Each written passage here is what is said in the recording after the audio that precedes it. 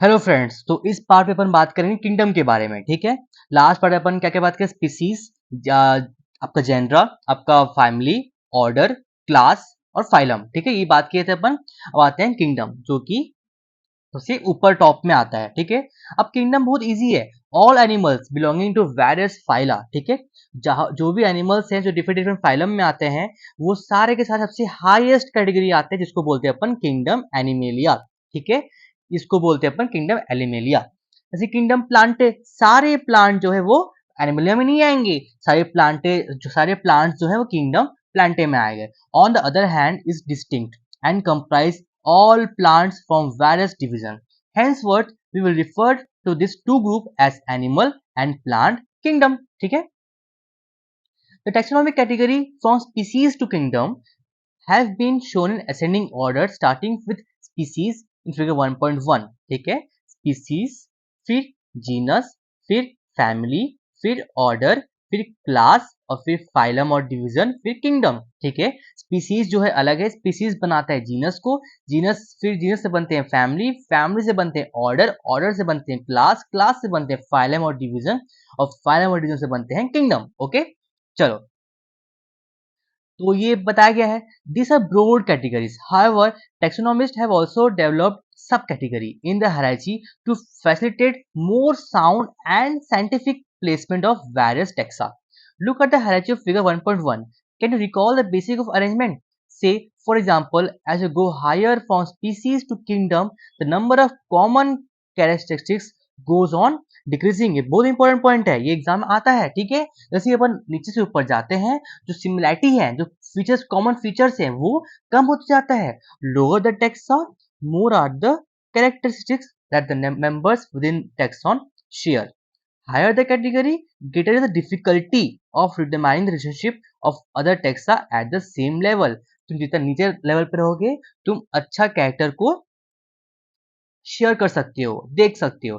जैसे तुम kingdom level पर जाओगे, फाइनल लेवल पर जाओगे, तो तुम्हें दो ऑर्गेनिज्म को देख के तुम सिमिलैरिटी नहीं कर सकते, वो रिलेशन तुम जैसे उनको सेम लेवल पे नहीं कर सकते, डिफिकल्टी होगा। Hence the problem of classification become more complex. ठीक है, ये आपका जो है टेबल, ये वही आपको इंडिकेट कर रहा है। जैसे कि कॉमन नेम देखते हैं अपन, मैन। ठीक है, मैन को जो बायोलॉजिकल नेम क्या है?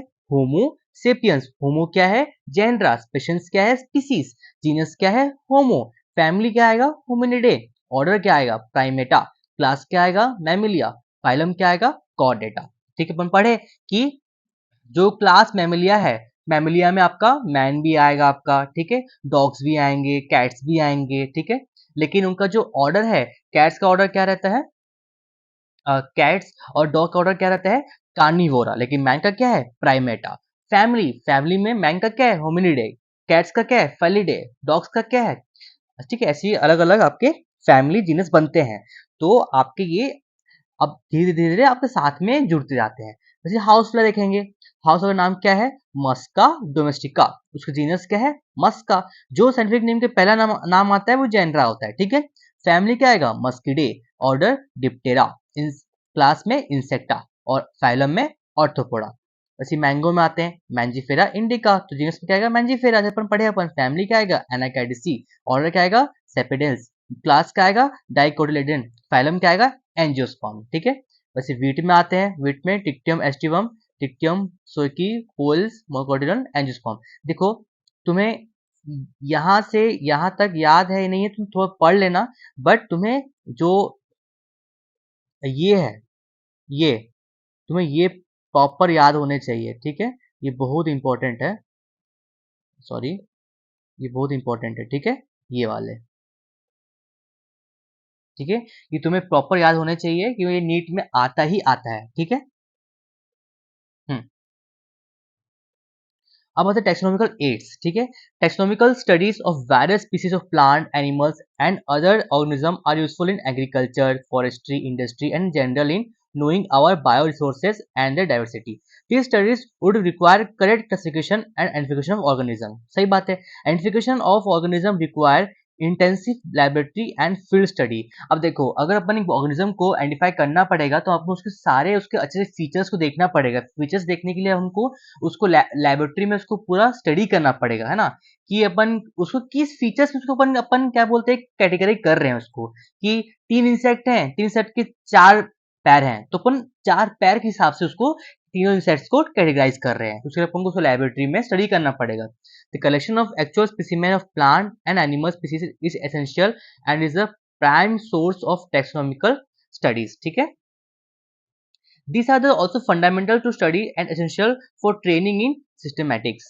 It is used for classification of an organism and the information gathered is also stored along with the specimen. ये तो कुछ खास इंपॉर्टेंट नहीं है ये, हटाओ आगे बढ़ते हैं अपन। ठीक है, हर्बेरियम ये आता है। हर्बेरियम क्या होता है? ठीक है, हर्बेरियम क्या होता है?